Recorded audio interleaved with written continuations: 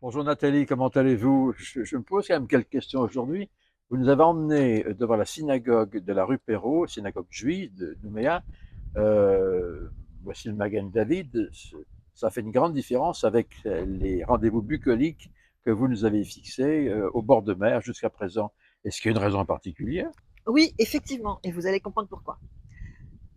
Donc en fait, j'ai suivi votre conseil de lire scrupuleusement le livre de Mormon et je suis tombée sur des passages qui m'ont laissé quelque peu méditative, hein, si on peut dire. Donc je vais vous lire un extrait qui se trouve dans 2 Néphi, verset 10, et vous allez comprendre pourquoi. Et j'aimerais bien avoir des explications. Mais voici, ainsi dit le Seigneur Dieu, j'ai fait alliance avec leur père, que lorsque viendra le jour où ils croiront en moi, que je suis le Christ, ils seront rétablis dans la chair sur la terre des pays de leur héritage. Mhm. Ces textes signifient que, en fait, que l'arrivée massive des Juifs en Israël ne se fera lorsque ces derniers croiront en un Messie qui est en fait Jésus-Christ. Oui. Mais il y a mieux. Oui, il y a mieux. Donc, on va reprendre dans Néphi, le fils préféré de Léhi, qui nous dit dans 2 Néphi 30, verset 7. Donc, on va prendre cette écriture, je vais vous la lire. Et il arrivera que les Juifs qui sont dispersés commenceront aussi à croire au Christ et ils commenceront à se rassembler sur la surface du pays. Et tous ceux qui croiront au Christ deviendront aussi un peuple agréable. Mhm.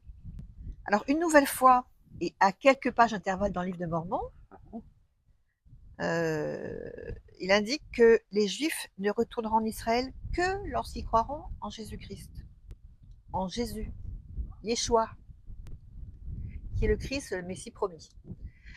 Or, on sait qu'ils sont revenus sur leur terre, notamment depuis la fin de la Deuxième Guerre mondiale, mais ils croient toujours pas en Jésus-Christ, hein.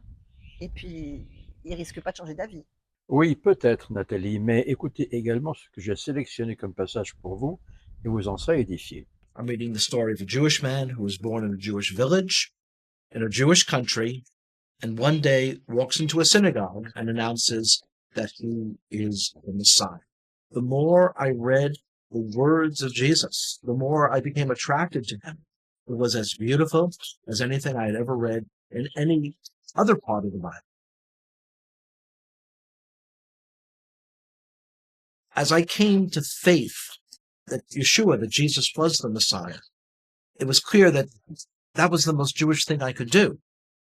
This is not a person who's a renegade to our people. This is the one who was promised in our Bible, the 53rd chapter of Isaiah. It is astonishing. If you would just read that chapter, just without the Bible being around it, you would say, oh, this is some Christian Bible. This is Jesus. When you realize, though, that it's in the middle of our Bible, our Jewish Bible. Alors effectivement, une hirondelle n'a jamais fait le printemps, nous le savons déjà. Mais il y a beaucoup plus pour répondre à votre question. Tout d'abord, rapportons un petit peu, comme je le fais souvent dans le temps avec vous, c'est extrêmement utile. Nous sommes au début du 19e siècle et là, il y a un sujet de sa très gracieuse majesté britannique qui s'appelle Joseph Lévi Frey, qui est juif de son état, sa mère est juive, il est juif de génération en génération jusqu'au commencement. Et Joseph Frey, au terme d'études particulièrement poussées, va s'apercevoir, va arriver plus exactement à la conclusion que Yeshua, c'est-à-dire Jésus de Nazareth, était effectivement le Messie promis aux Juifs, le Fils de Dieu. Et là, pour la communauté juive, en tout cas britannique, c'est un coup de tonnerre dans un ciel serein. Nous sommes dans les toutes premières années du 19e siècle. Mais l'aventure continue. En 1880, un autre rabbin qui porte le nom de Rabinovitch, vous voyez que l'occasion, j'allais dire, est tout à fait respectée. Rabinovitch, pardon, qui lui vit dans le sud de la Russie actuelle, va fonder une communauté juive messianique. Qu'est-ce que cela veut dire? Cela veut dire qu'il y a une communauté juive qui commence à croire en Yahushua, en Jésus de Nazareth, hein, sommes bien d'accord, en étant donc le Messie premier à Israël, le Fils de Dieu, qui a expié les péchés du peuple, et même de tout le monde. Et puis l'aventure continue, parce qu'en 1926, Joseph Kaplan va importer, qui est un Britannique, va également importer cette communauté juive messianique d'Europe et va s'installer à Haïfa en Israël, dans le nord d'Israël. Et là, il va même fondé une communauté très structurée. Nous avons encore les images, la photographie, n'est-ce pas, de la demeure d'assemblée où cette première communauté juive messianique se rassemblait donc à Haïfa, dans le nord d'Israël. Donc, comme vous le voyez, il est bien certain que les Juifs ont commencé, le texte nous dit de commencer à croire.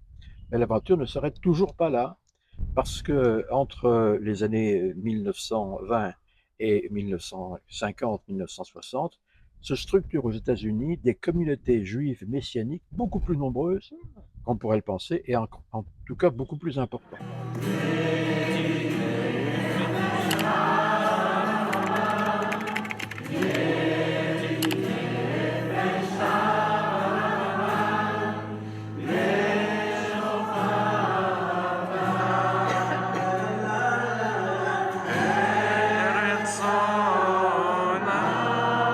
Elles croissent en nombre, de sorte qu'aujourd'hui, nous avons environ 400 000 juifs d'inspiration messianique qui sont juifs. Hein, ce ne sont pas des chrétiens borderline, passez-moi l'expression, mais ils sont juifs de par leur ascendance généalogique, et ils croient que Jésus, Yeshua, est donc le Fils de Dieu. Ils sont environ 400 000. Aujourd'hui, en Israël, nous avons à peu près une petite centaine de communautés juives messianiques qui donc prêchent Jésus-Christ. D'ailleurs, écoutez un petit peu la vidéo que j'ai sélectionnée pour vous, où l'on voit un prédicateur américain, mais juif, hein, juif de nature, prêcher à ses contemporains israélites et bien évidemment juifs. Regardez un petit peu le talent qui est développé pour les convaincre que Yahushua est le Fils de Dieu. He was pierced for our transgressions, he was crushed for our iniquities, נפסר שלומנו עליו ובחבורתו נרפא לנו. and by his wounds we are healed. Is this from the Tanakh or the New Testament? זה מהברית החדשה או מהתנ"ך? ברית החדשה. מאיפה אתה חושב שזה, מהברית החדשה או מהתנ"ך? New Testament? New Testament? I say new. What makes you think it's from the New Testament? Like Jesus was, like we put our sins on him. That's what they say. Right. Right. So I Right. feel like that's more of what it's coming at. Okay. Anything In else? the Old Testament, it's like we take for our sins. Not we don't put it on someone else. We don't put it on Jesus. We take it for ourselves. למה אתה חושב שזה מהברית החדשה? לא, אני מכיר את התנ"ך, אני לא מכיר כזה... למה חשבת שזה מהברית החדשה? צורת הכתיבה שלו. No, what makes you think it's the New Testament? Want me to read it again? Be honest. You don't lie. It's just the way it's phrased, really. Yeah. The only explanation I have. So this is phrased from the prophet Isaiah 700 years before Jesus was born. זה מהתנ"ך. זה מהתנ"ך, כן? וואי. זה מהתנ"ך. Alors, quelles sont leurs croyances? Tout d'abord, que Yoshua, donc Jésus de Nazareth, est le Fils de Dieu et le Messie promis. Ça, on vient de le dire, il ne sert à rien de le répéter. Deuxièmement, que Jésus a créé la terre et tout ce qui s'y trouve sous la direction du Père. C'est extrêmement intéressant parce que on voit ici que dans leur esprit, le Père et le Fils sont deux entités différentes, le Fils ayant créé sous la direction du Père, ce qui est exactement ce qu'enseigne l'Église de Jésus-Christ des saints des derniers jours. Troisièmement, il s'enseigne que Jésus a pris sur lui le poids de nos péchés, ce que n'enseigne pas la religion juive. Je rappelle que la notion d'expiation, en tout cas par l'intermédiaire d'un Messie promis, est absente de la religion juive. Quatrièmement, ils attendent le Messie promis pour un début de millénium, intéressant. Et cinquièmement, ils sont attachés tout de même à toutes les ordonnances, toutes les fêtes, plus exactement, inscrites, répertoriées par et dans la loi de Moïse. Donc, le Sukkot, Pessah, etc. Ils respectent ces fêtes-là, mais en ayant en vue que ces fêtes-là pointent, désignent la mission du Christ, un petit peu ce que disaient les prophètes néphites, à savoir, nous respectons la loi de Moïse, mais nous savons qu'elle nous enseigne la mission du Christ. Donc, ils avaient découvert, comme ces Juifs aujourd'hui, que la loi de Moïse désignait certaines parties de la vie du Christ, et notamment de son message.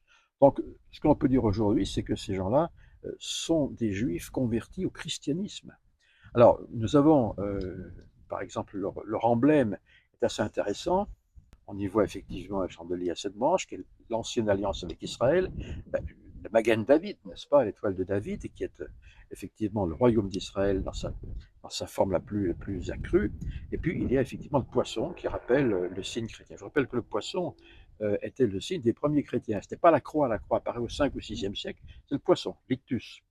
Donc ces juifs-là sont des gens extrêmement intéressants à analyser sous le scalpel, en tout cas au microscope, parce qu'ils nous montrent effectivement ce que peut devenir le peuple juif.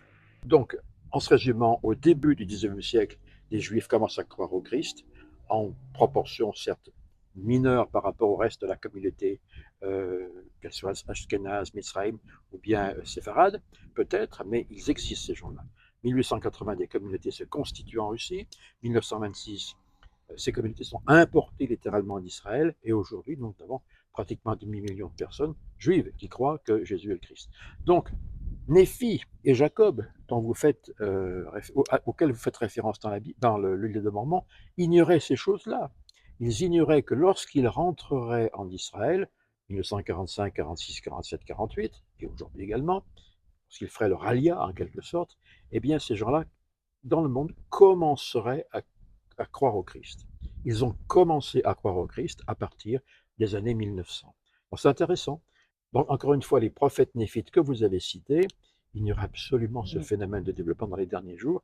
Et il est remarquable que ceci s'applique à la notion de prophétie.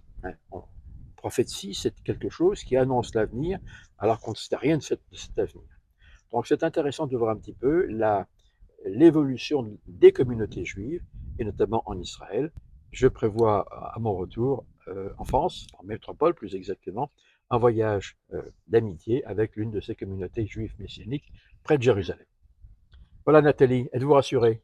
Merci Elder Séon pour ce nouvel entretien qui nous donne encore un nouvel éclairage sur le livre de Mormon, sur sa véracité, sur sa structure, sur son histoire. Et nous nous retrouvons pour une 9e rencontre.